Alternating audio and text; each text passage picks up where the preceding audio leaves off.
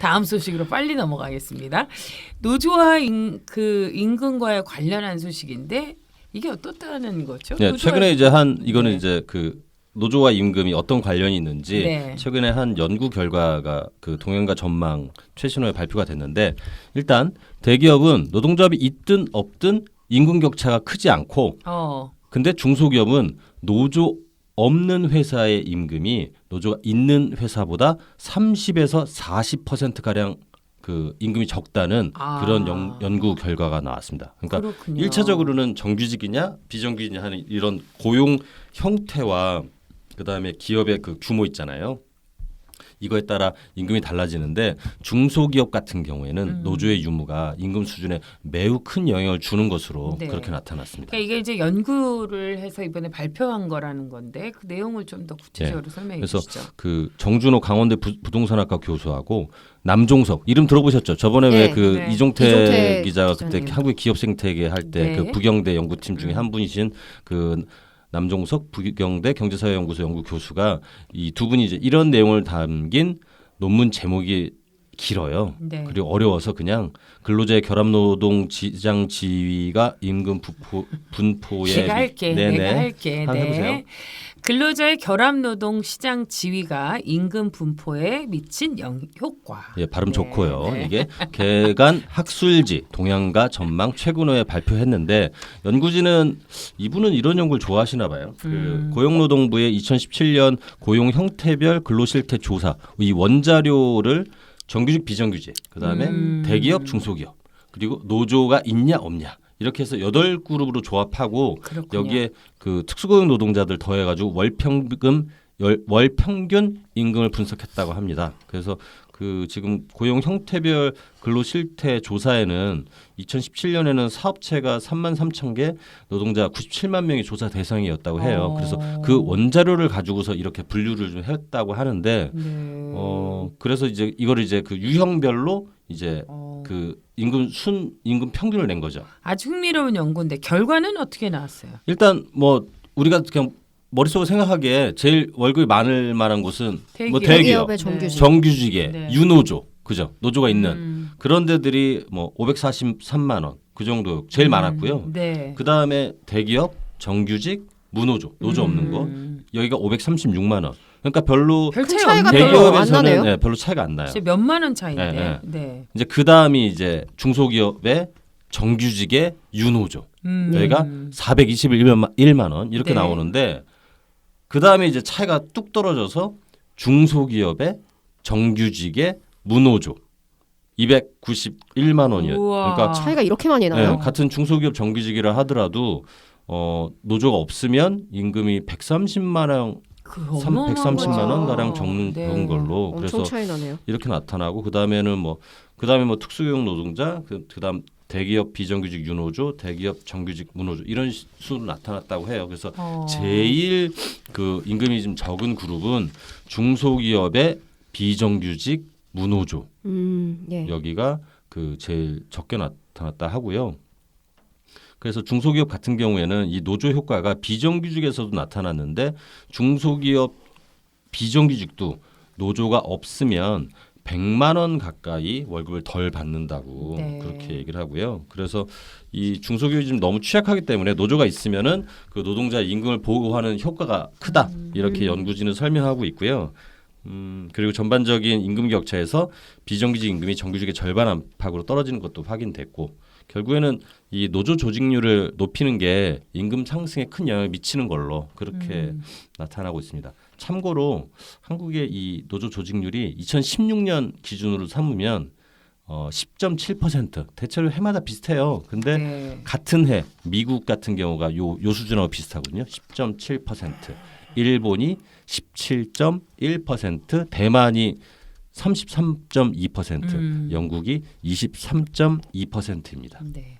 노동자의 당연한 권리잖아요. 이 노동조합이라는 게. 근데 이 노동조합이 있고 없고에 따라서 실제로 받는 임금도 차이가 혁격하게 나타난다는 것이 이게 연구로 네. 이게 수치로 보여지니까 정말 의미가 있고 다시 한번 여러 가지를 주는 이렇게 생각하게 되는 그런 논문인 것 그리고 같습니다. 오바마 대통령이 노조 조직률을 높이자고 그런 제안을 하지 않았던가요? 했죠. 그죠? 아. 그때도 거의 약간 이거랑 비슷한 거였나요? 근데 이게 우리가 보면 예. 노조 그죠? 조직률에 대해서 굉장히 우리는 부정적인 견해를 많이 갖고 있어요. 경제에 도움이 안 된다고 생각하죠. 그렇죠. 네.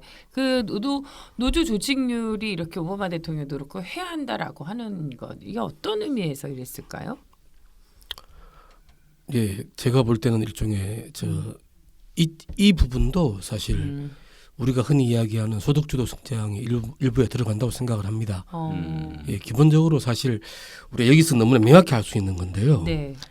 일단은 보니까 어떤 해당 기업의 지불 능력, 예, 근데 대기업이냐 중소기업이냐에 따라서 일단은 좀 갈리잖아요. 네, 그렇죠. 이거하고 고용 형태, 예.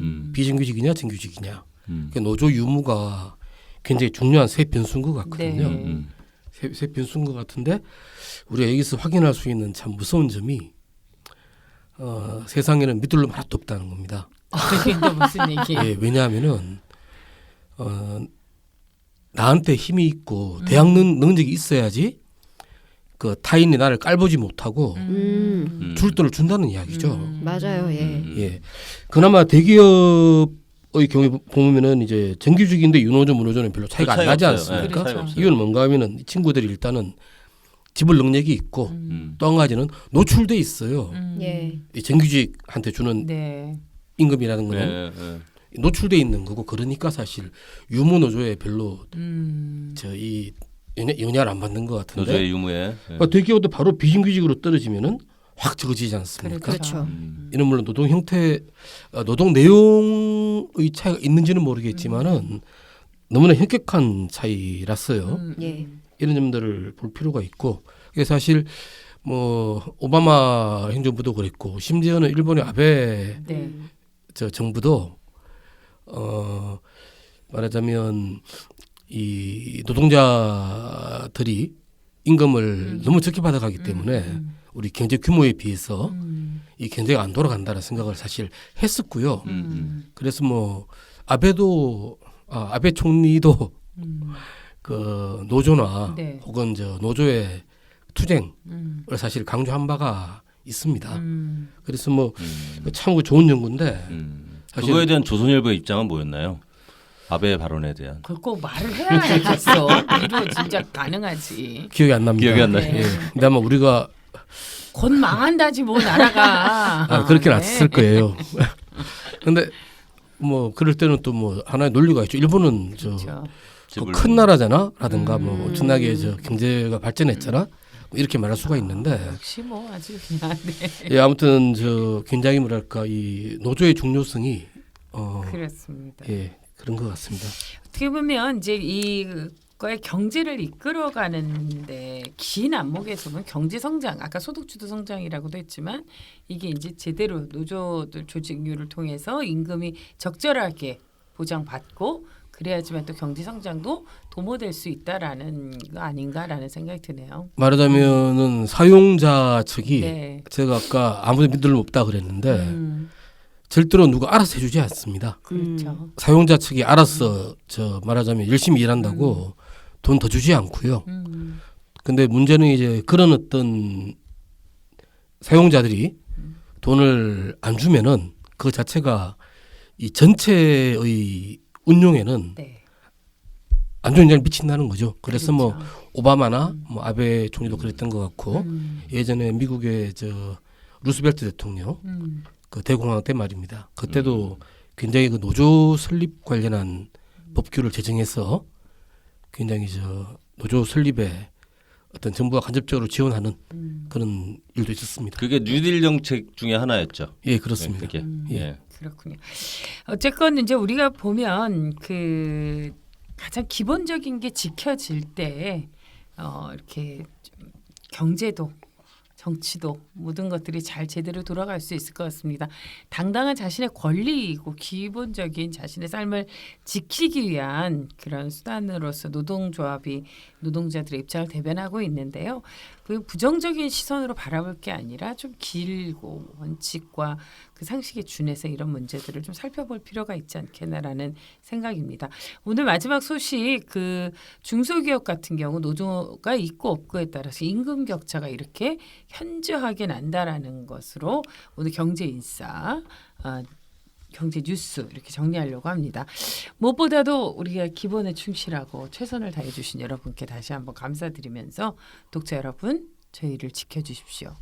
구독, 좋아요, 알람 함께해 주시면 고맙겠습니다.